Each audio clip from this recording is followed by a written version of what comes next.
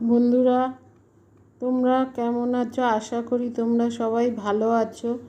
আজ আমি আকবরের প্রবর্তিত প্রথা মনসবদারি প্রথা নিয়ে আলোচনা করব। আলোচনা শুরু করার আগে বলে রাখি, তোমরা চ্যানেলটা সাবস্ক্রাইব করো, ভালো লাগলে লাইক, শেয়ার, কমেন্ট করো। তাহলে চলো এখন শুরু করি।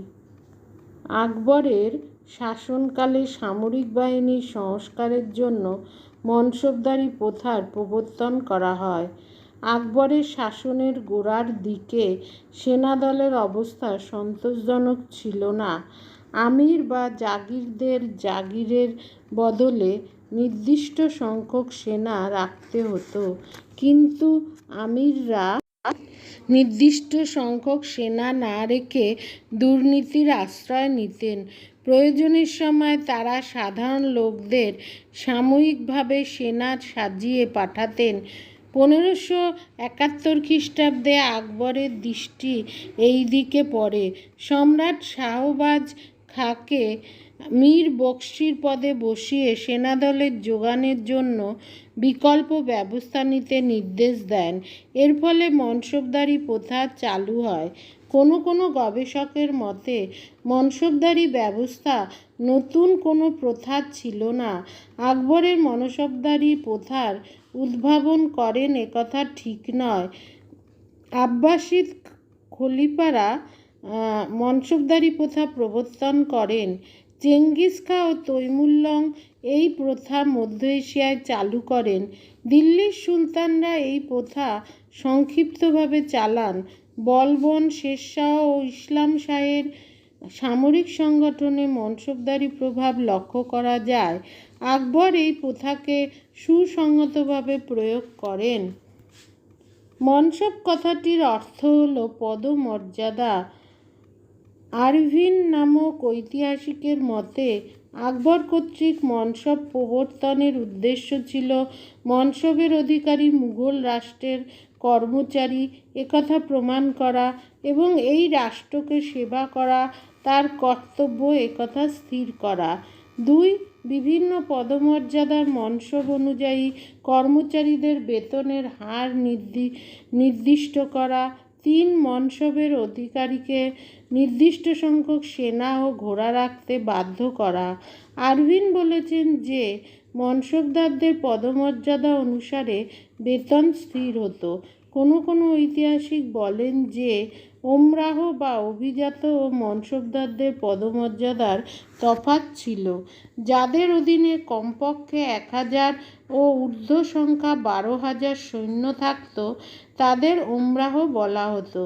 যাদের অধীনস্থ সেনার সংখ্যা ছিল 1000-এরও কম তাদের মনসবদার বলা হতো।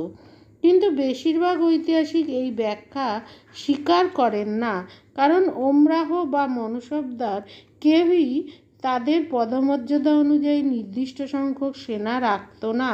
ফলে ওমরাহ ও মনসবদারদের মধ্যে তারতম্য করার কোনো উপায় ছিল না। পাঠশালামা হতে জানা যায় যে সকল ওমরাহ ও মনসবদার নিজের জাগিরে থাকতেন, আইনত তারা তাদের পদমর্যাদার নির্দেশক সংখ্যার অন্তত 1/3 জাট সেনা রাখতে বাধ্য ছিলেন।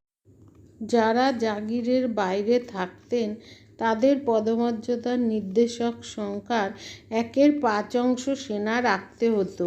বস্তুত ওমরাহ ও মনসবদাররা ছিল একই শ্রেণীর কর্মচারী এবং তাদের কাজের ধরন ছিল এক। শুধুমাত্র মনসবের সংখ্যা অনুসারে পদমর্যাদা বাড়ত বা কমত।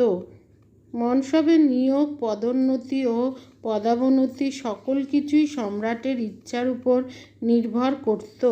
মনসবের পদ বংশানুক্রমিক ছিল না। মৃত মনসবদারদের পুত্রকে সম্রাটের ইচ্ছাক্রমে নিয়োগ করা যেত। সম্রাট ইচ্ছা করলে যে কোনো বর্গের মনসবে যে কোনো ব্যক্তিকে নিয়োগ করতেন। সুতরাং মনসবদার সর্বদা নিম্নবর্গে নিযুক্ত হয়ে ধাপে ধাপে উন্নতি করত একথা বলা যায় না। মনসবদারদের শুধুমাত্র সামরিক দায়িত্ব পালন করতে হতো না, শাসন বিভাগের কাজেও তাদের যোগ দিতে হতো। অসামরিক বা প্রশাসনিক বিভাগের কর্মচারীরাও মনসব পেত। ব্লকম্যানের মতে মনসবদারের কর্তব্য ছিল তার পদমর্যাদা অনুযায়ী নির্দিষ্ট সংখ্যক সেনাদলকে প্রস্তুত রাখা। মনসবদারের পদমর্যাদা জাট ও সওয়ারের সংখ্যার দ্বারা সূচিত হতো। মনসবদারি প্রথার জাট ও সওয়ার কথা দুটির ভাবগত অর্থ নিয়ে ঐতিহাসিকদের মধ্যে তীব্র বিতর্ক আছে। ব্লকম্যান বলেছেন যে জাট বলতে মনসবদারদের মোট সেনা, পদাতিক ও অশ্বারোহী দুটোই বোঝাতো, এবং সওয়ার বলতে এই সেনার মধ্যে অশ্বারোহী সেনার সংখ্যা বোঝাতো।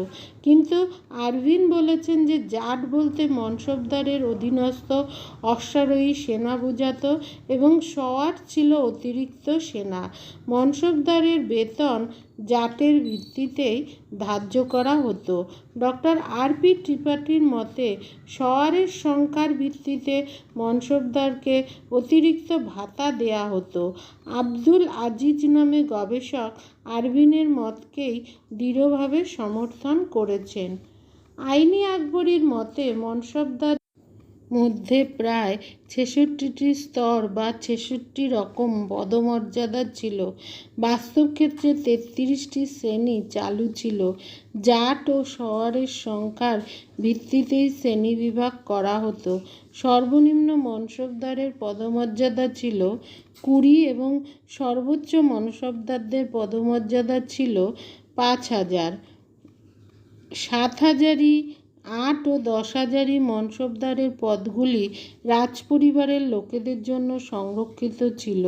তবে মানসিংহ, টোডরমল এবং কুলিচখার ক্ষেত্রে ব্যতিক্রম করে তাদের ৭,০০০ পদ দেয়া হতো বা দেয়া হয়। মনসবদারদের বেতন আকবর ও জাহাঙ্গীর নগদে দিতেন।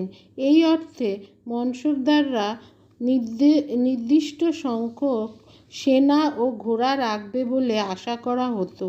৫,০০০ মনসবদারেরা ১৮,০০০ টাকা বেতন পেত। জাহাঙ্গীরের আমলে মনসবদারের বেতন বাকি পড়ত।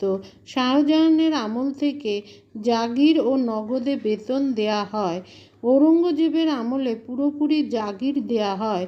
কোনো কোনো ঐতিহাসিক বলেন যে রাজস্ব বিভাগের কর্মচারীরা জাগিরের রাজস্ব আদায় করে মনসবদারের প্রাপ্য দিয়ে বাকি টাকা সরকারে জমা দিত। কিন্তু সতীশচন্দ্র বলেছেন যে জায়গিরদাররা তাদের জায়গির ইজারা দিয়ে দিত।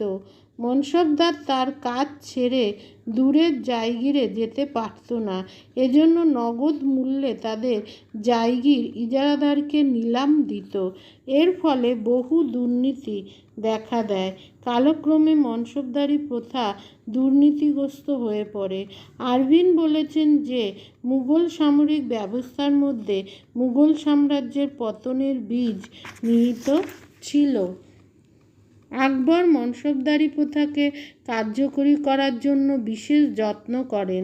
তিনি দাগ ও হুলিয়া প্রথা চালু করেন, যাতে মনসবদাররা কুচকাওয়াজের সময় একই সেনা ও ঘোড়াকে বারে বারে চালান না করতে পারে। এজন্য সেনাদের শরীরে বর্ণনামূলক বিবরণ বা হুলিয়া এবং ঘোড়ার গায়ে আগুনে লোহা পুড়ে ক্রমিক নঙের দাগ দেয়া হয়। কিন্তু তাতে দুর্নীতি দূর হয়নি। মনসবদাররা সর্বদাই নির্দিষ্ট সংখ্যক সেনা ও ঘোড়া অপেক্ষা অনেক কম সেনা রাখত।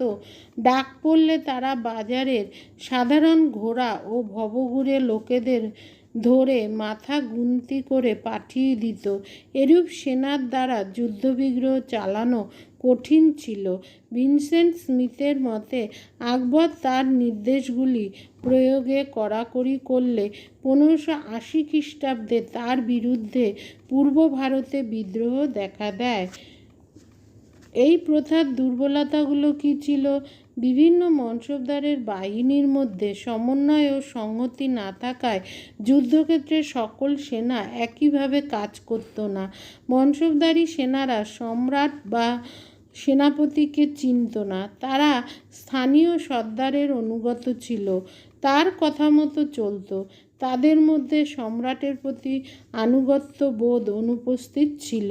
যুদ্ধক্ষেত্রে অনিয়মিত সেনাদের প্রধান লক্ষ্য ছিল তার ঘোড়াটিকে ক্ষতি ও আঘাতের হাত থেকে রক্ষা করা এবং বেতন ও ভাতা জোগাড় করা।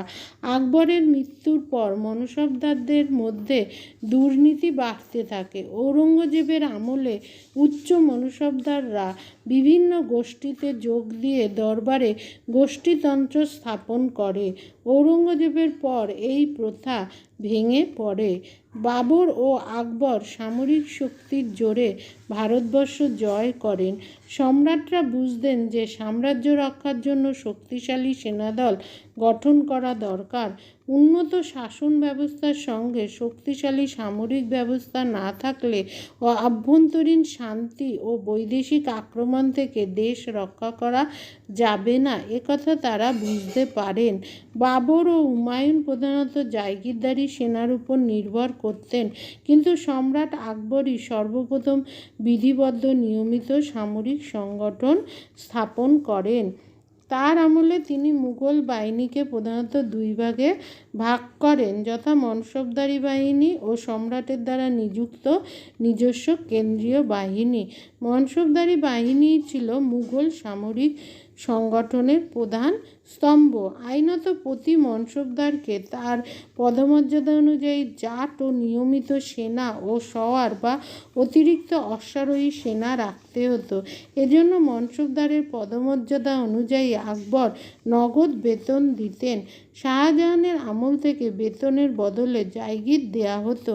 এই অর্থে মনসবদারকে তার নির্দিষ্ট সংখ্যক সেনা, ঘোড়া, সরঞ্জাম, অস্ত্র ইত্যাদি প্রস্তুত রাখতে হতো, যাতে মনসবদার কারচুপি না করতে পারে। এই জন্য আকবর দাগ ও হুলিয়া প্রথা চালু করেন।